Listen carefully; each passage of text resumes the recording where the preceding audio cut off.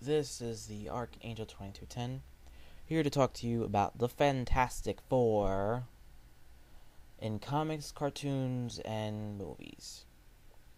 Now, in the comics, recently actually, um,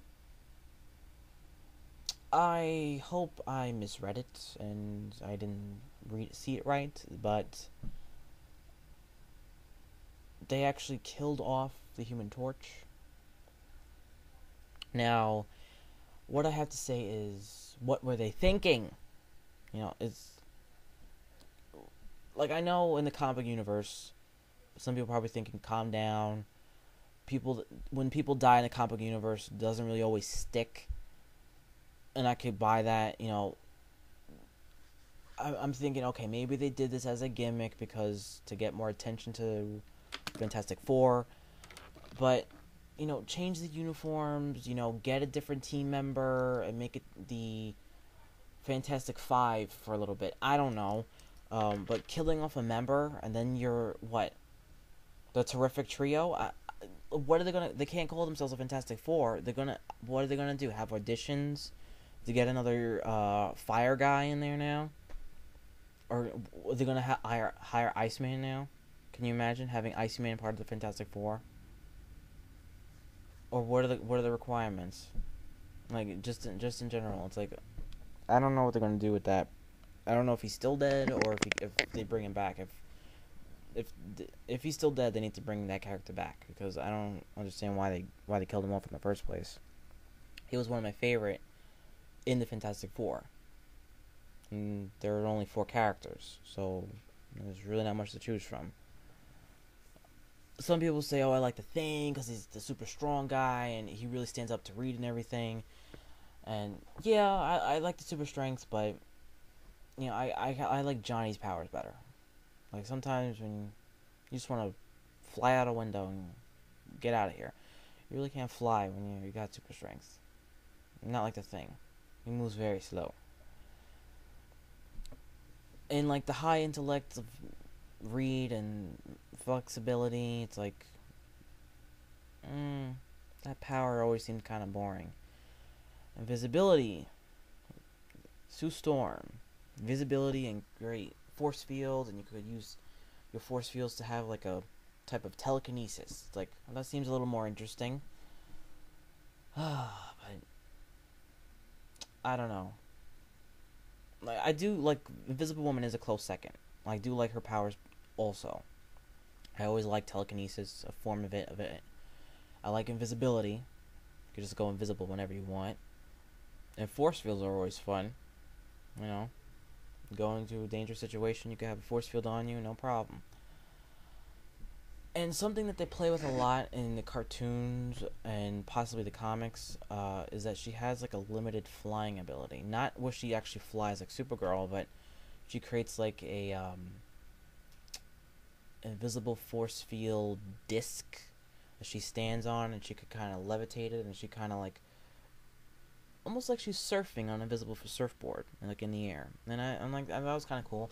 And they explored that a lot in the, I believe, anime Fantastic Four cartoon that was in 2006. It didn't have a long run. It didn't last long at all. I don't know if it's still going on I think it was an actual anime cartoon that was, because the anime was like really nice. The animation was really nice. I really loved it. I think it was a cartoon that was in Japan, and then they just dubbed it because it felt like some scenes were dubbed. It looked like some scenes were dubbed, and that was probably my favorite Fantastic Four cartoon. The uniforms, they grew on me. I didn't like them at first, but I kind of liked it because it was completely different than what they had in the comics. And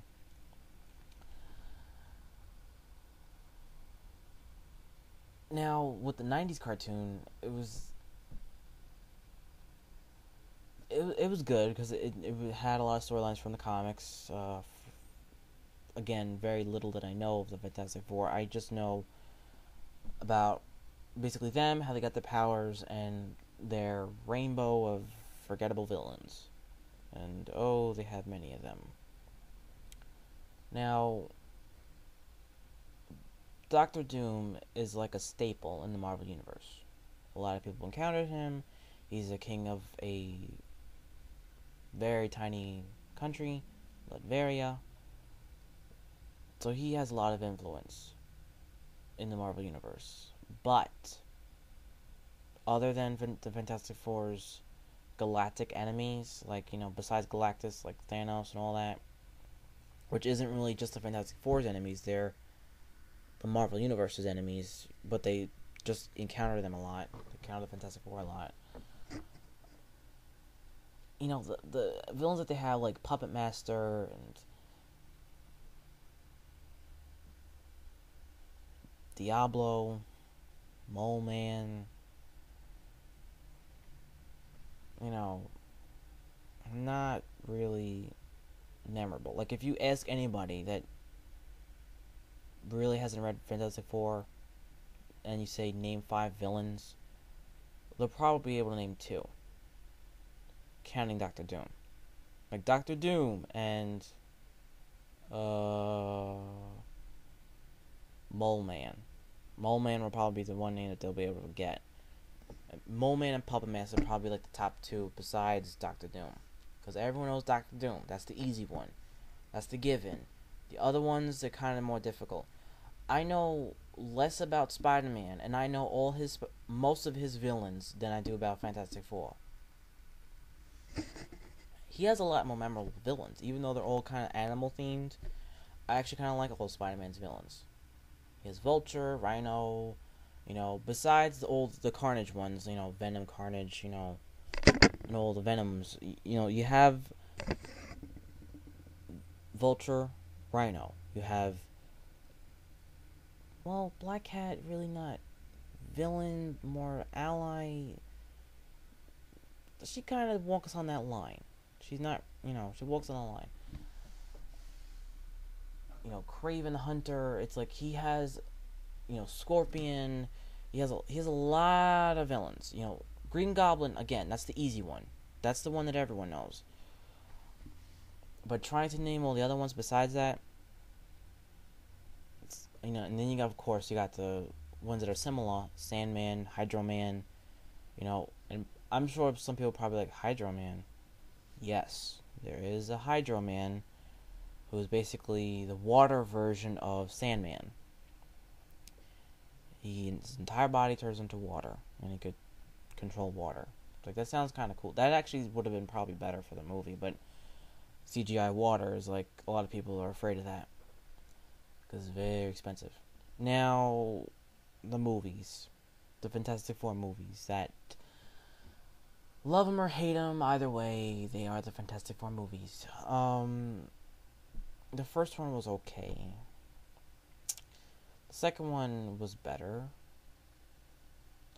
Now, I don't know if they're going to do a third one. If they do, I don't know if they're going to use Human Torch. Well, to solve that problem, they'll probably just do the storyline that he's dead, and they don't have to show him. Which, if they do, I ain't going to watch it. But I believe they should just reboot the Fantastic Four franchise and, kind of start over. And who I think will be a good Sue Storm, because no offense to Jessica Alba, she kind of didn't really sell it to me, because I felt she was a little too young she just felt too young. And I think Julie Benz from No Ordinary Family would have been a better pick, because I see her on that show, and that show is pretty much just like Fantastic Four. Now,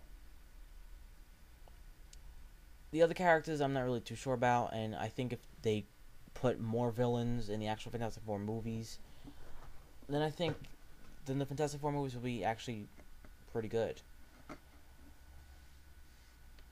You know what? Write a comment below. What do you think,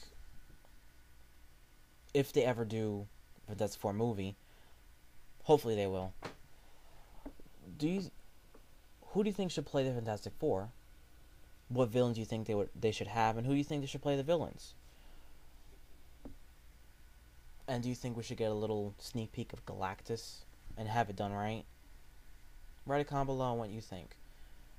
And I think I'll sign off for now. This is Archangel2210 signing off, and hopefully you could subscribe, leave a comment below, and more reviews, comments, and just funny randomness.